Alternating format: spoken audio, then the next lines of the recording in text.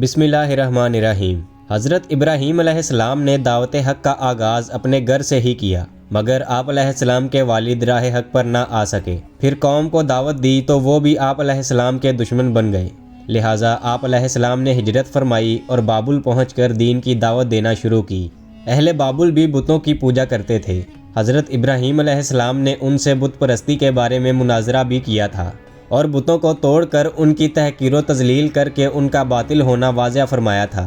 ابراہیم علیہ السلام نے بت پرستوں کو دعوت غور و فکر دینے کے لیے ایک زبردست تدبیر کی، جس کا تذکرہ اللہ تعالیٰ نے سورہ انبیاء میں یوں فرمایا ہے، اور ہم نے ابراہیم کو پہلے ہی سے ہدایت دی تھی اور ہم ان کے حال سے واقف تھے۔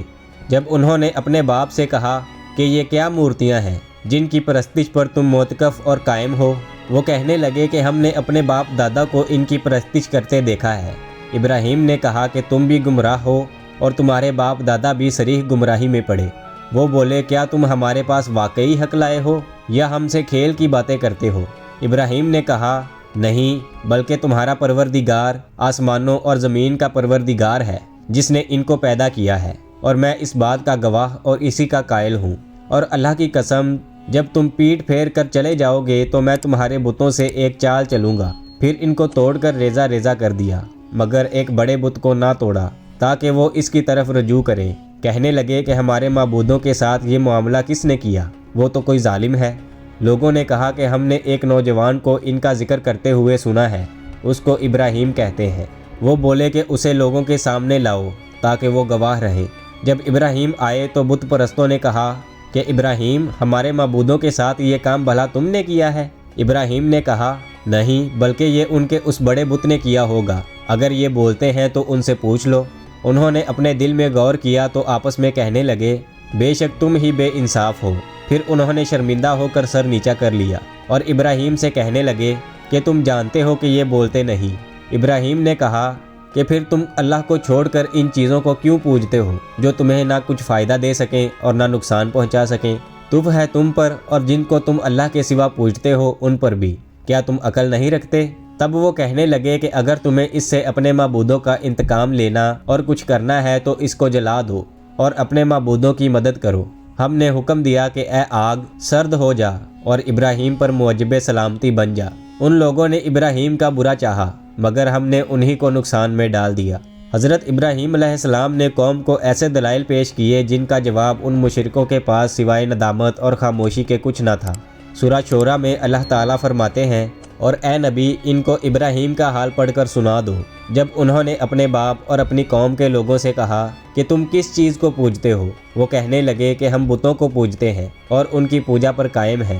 ابراہیم نے کہا کہ جب تم ان کو پکارتے ہو تو کیا وہ تمہاری آواز کو سنتے ہیں یا تمہیں کچھ فائدہ دے سکتے ہیں؟ انہوں نے کہا، نہیں، بلکہ ہم نے اپنے باپ دادا کو اسی طرح کرتے دیکھا ہے۔ ابراہیم نے کہا کہ تم نے دیکھا کہ جن کو تم پوجتے رہے ہو، تم بھی اور تمہارے اگلے باپ دادا بھی، وہ میرے دشمن ہیں، لیکن اللہ رب العالمین میرا دوست ہے جس نے مجھے پیدا کیا اور وہی میری رہنمائی فرماتا ہے۔ وہی مجھے کھلاتا اور پلاتا ہے، اور جب میں بیمار ہوتا ہوں تو مجھے شفا بخشتا ہے، اور جو مجھے مارے گا اور پھر زندہ کرے گا، اور وہ جس سے میں امید رکھتا ہوں کہ قیامت کے دن میرے گناہ بخشے گا۔ اے پروردگار، مجھے علم و دانش عطا فرما اور نیکوکاروں میں شامل کر۔ وہ لوگ سال میں ایک بار شہر سے باہر نکل کر عید منایا کرتے تھے۔ ابراہیم علیہ السلام کو ان کے والد نے اس جشن میں شامل ہونے کی دعوت دی تو آپ علیہ السلام نے فرمایا، میں بیمار ہوں۔ جب وہ لوگ عید منانے چلے گئے اور آپ علیہ السلام شہر میں اکیلے رہ گئے تو آپ جلدی سے لوگوں کی نظروں سے بچ کر بتوں کے پاس پہنچ گئے۔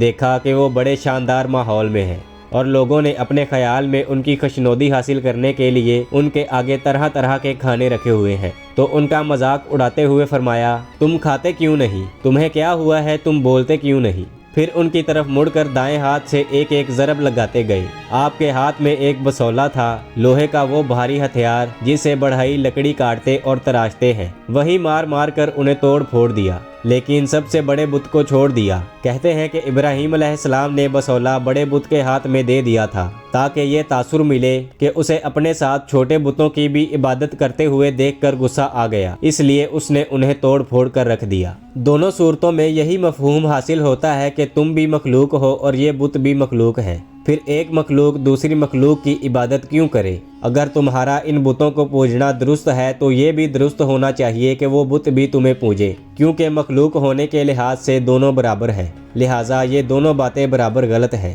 عبادت صرف اسی خالق کی واجب ہے جس کا کوئی شریک نہیں۔ جب وہ لوگ بحث و مناظرے کے میدان میں شکست کھا گئے اور ان کے پاس کوئی دلیل باقی نہ رہی تو انہوں نے حماقت اور سرکشی پر مبنی اپنے مذہب کی تائید کے لیے قوت اور اعتقاد کو استعمال کرنے کا فیصلہ کیا، لیکن اللہ تعالیٰ نے اپنی خاص تدبیر سے دین حق کو غالب کر کے اپنی برہان کو پختہ ثابت کر دیا۔ واقعہ یوں ہوا کہ انہوں نے ہر ممکن جگہ سے ایندھن جمع کرنا شروع کر دیا اور ایک مدت تک اکٹھا کرتے رہے۔ نوبت یہاں تک پہنچ گئی کہ اگر کوئی عورت بیمار ہوتی تو یہی منت مانتی کہ اگر مجھے شفا ہو گئی تو ابراہیم کو نظر آتش کرنے کے لیے اتنا ایندھن دوں گی۔ پھر انہوں نے ایک وسیع ہموار جگہ میں وہ تمام ایندھن رکھ کر اسے آگ لگا دی۔ جب آگ روشن ہوئی، بھڑکی اور اس کے شعلے بلند ہو گئے تو اس سے اتنی بڑی بڑی چنگاریاں اڑنے لگیں جو اس سے پہلے کبھی کسی نے نہیں دیکھی تھی۔ تب انہوں نے ابراہیم علیہ السلام کو ایک منجنیق میں رکھا جو حیزن نامی ایک کردی آدمی نے بنائی تھی۔ یہ آلہ سب سے پہلے اسی شخص نے بنایا تھا۔ اللہ تعالیٰ نے اسے زمین میں دھنسا دیا، وہ قیامت تک دھنستا چلا جائے گا۔ پھر لوگوں نے آپ علیہ السلام کو پکڑ کر باندھ دیا اور مشقیں کس دی۔ اس وقت ابراہیم علیہ السلام فرما رہے تھے، اے اللہ، تیرے سوا کوئی معبود نہیں، تو پاک ہے، جہانوں کے مالک، تیری ہی تعریف ہے، تیری ہی بادشاہی ہے اور تیرا کوئی شریک نہیں۔ جب ابراہیم علیہ السلام کو ہاتھ پاؤں باندھ کر منجنیق میں رکھا گیا اور اس کے ذریعے سے آگ میں پھینکا گیا تو آپ فرما رہے تھے، حسبنا اللہ و نعم الوکیل، ہمیں اللہ ہی کافی ہے اور وہ اچھا کارساز ہے۔ صحیح بخاری میں حضرت عبداللہ بن عباس رضی اللہ عنہ سے روایت ہے، حسبنا اللہ و نعم الوکیل، یہ بات ابراہیم علیہ السلام نے اس وقت فرمائی تھی جب انہیں آگ میں پھینکا گیا۔ یہ دعا سورہ آل عمران میں اس طرح آئی ہے، کفار نے تمہارے مقابلے کے لیے لشکر کثیر جمع کیا ہے، سو ان سے ڈرو۔ تو ان کا ایمان اور زیادہ ہو گیا اور کہنے لگے کہ ہم کو اللہ ہی کافی ہے اور وہ اچھا کارساز ہے، یعنی حسبنا اللہ و نعم الوکیل۔ پھر وہ اللہ کی نعمتوں اور اس کے فضل کے ساتھ خوش و خرم واپس آئے، ان کو کسی طرح کا ضرر نہ پہنچا۔ بعض علماء نے ذکر کیا ہے کہ جب ابراہیم علیہ السلام ہوا میں تھے تو جبریل علیہ السلام ظاہر ہوئے اور فرمایا، ابراہیم، آپ کی کوئی حاجت؟ انہوں نے کہا، آپ سے تو کوئی کام نہیں۔ حضرت ابن عباس رضی اللہ عنہ سے روایت ہے کہ بارش کا فرشتہ کہنے لگا، مجھے کب حکم دیا جائے گا کہ میں بارش برسا دوں؟ لیکن اللہ کا حکم اس سے بھی پہلے پورا ہو گیا۔ حضرت کعب احبار رحمۃ اللہ علیہ فرماتے ہیں کہ اس دن پوری زمین کے باشندے آگ سے فائدہ نہ اٹھا سکے اور آگ نے ابراہیم علیہ السلام کی صرف وہ رسیاں جلائیں جن سے وہ باندھے گئے تھے۔ منہال بن عمرو رحمۃ اللہ علیہ سے روایت ہے کہ ابراہیم علیہ السلام نے فرمایا، میری زندگی میں کوئی دن اور رات وہاں گزرے ہوئے ایام سے زیادہ خوشگوار نہیں گزری۔ کفار نے ابراہیم علیہ السلام پر فتح پانا چاہی لیکن انہیں شکست ہوئی، انہوں نے بلند ہونا چاہا لیکن پستی نصیب ہوئی۔ حضرت ام شریک رضی اللہ عنہا سے روایت ہے کہ رسول اللہ صلی اللہ علیہ وسلم نے چھپکلی کو قتل کرنے کا حکم دیا اور فرمایا، وہ ابراہیم علیہ السلام کی آگ میں پھونکے مارتی تھی۔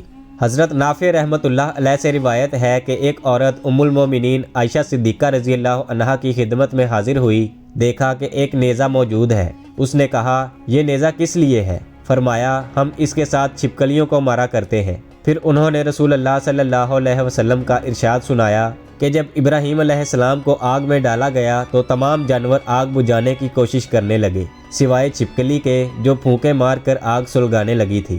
ناظرین، آپ نے ابراہیم علیہ السلام کا بتوں کو توڑنا اور آپ علیہ السلام کو آگ میں ڈالے جانے کا معجزہ قرآن اور احادیث کی روشنی میں ملاحظہ کیا۔